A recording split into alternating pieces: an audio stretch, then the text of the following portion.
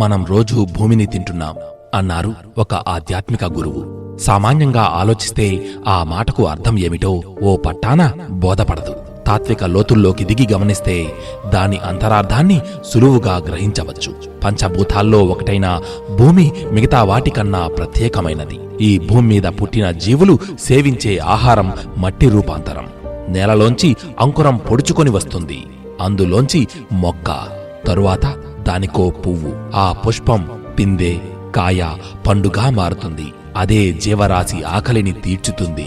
అన్నంతో ప్రాణుల దేహాలు తయారవుతాయి. ఆ అన్నం వచ్చేది మట్టిలోంచే. అందువల్ల మనిషి మట్టేనన్నది వేదాంతం.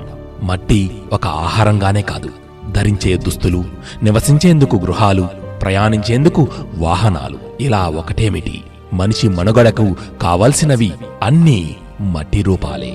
మన్ను తిన్న చిన్ని కృష్ణుణ్ణి నోరు తెరవమన్న యశోదమ్మకు మట్టికి బదులు భువన భాండం దర్శనమిచ్చింది. శ్రీ మహావిష్ణువు బాలగోపాలుడిగా చేసిన అల్లరి పనుల్లోనూ అనేక ఆధ్యాత్మిక అర్థాలు దాగి ఉన్నాయి. అంతా మట్టేనని, అన్నీ తానై అనగా చైతన్యంగా ఉన్నానని చెప్పడమే ఆ దృగ్విషయపు పరమార్థం. అదీ కాక సర్వం శక్తిమయం అన్న ఆధ్యాత్మిక అంశాన్ని ఆధునిక భౌతిక శాస్త్రము ఓ ప్రతిపాదనతో రూఢీ చేసింది. కావడి కొయ్యేనోయ్, కొండలు మన్నేనోయ్, కనుగొంటే సత్యమింతేనోయ్ అన్నారు సినీ కవి సముద్రాల. మట్టి, మనిషి, ఆకాశం అనే శీర్షికతో కవిత్వం రాశారు జ్ఞానపీఠ పురస్కార గ్రహీత సినారే. సమాజహితం కోరేదే సాహిత్యం. అలాంటి సృజనాత్మక సాహిత్యంలోనూ మట్టి చోటు చేసుకుంది.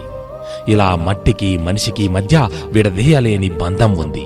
మట్టి లేకుండా మనిషి జీవితం ముందుకు సాగదు. మనిషికి మనిషి ద్రోహం చేస్తాడేమో గాని మట్టి ద్రోహం చెయ్యదు. అణువణువు చైతన్యం నిండిన మట్టి దాన్ని నమ్మి సాగు చేసిన రైతన్నకు పంటల రాశిని ఇస్తుందే గాని వంచన చెయ్యదు. ఎలాంటి హాని తలపెట్టదు. మట్టిని ఎవరైనా కొడితే అది తిరిగి కొట్టదు. ఏ రూపంలోనూ ప్రతీకారం తీర్చుకోదు. దానికున్నంత సహనం దేనికీ లేదు. అది అనేకానేక ఔషధ మొక్కల్ని అందించి మానవాళిని సేవిస్తూనే ఉంటుంది. అందుకే భూమిని తల్లిగా భావిస్తారు.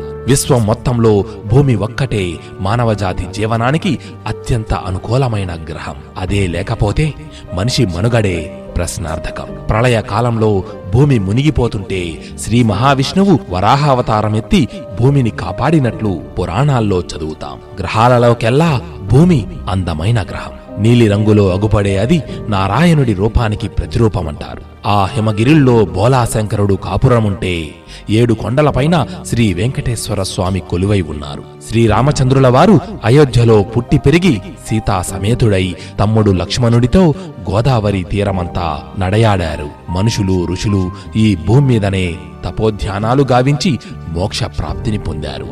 మొహమ్మదీయులకు ఆరాధ్యుడైన అల్లా కూడా ఈ భూమి మీదే ప్రవచించారు. క్రైస్తవుల ప్రభువు అయిన యేసు కూడా ఈ భూమి మీదే అద్భుత ప్రవచనాలను తన అనుచరులకు అందించారు. చైతన్య స్రవంతి తెచ్చే అనేక మార్పులకు లోనవుతూ నిత్య నూతనమైన ప్రాకృతిక పాఠాలతో మనిషిని మహోన్నతుడిగా తీర్చిదిద్దుతున్న ఈ భూమాతకు ఒక్కసారి చేతులారా తాకి వందనం చేద్దాం.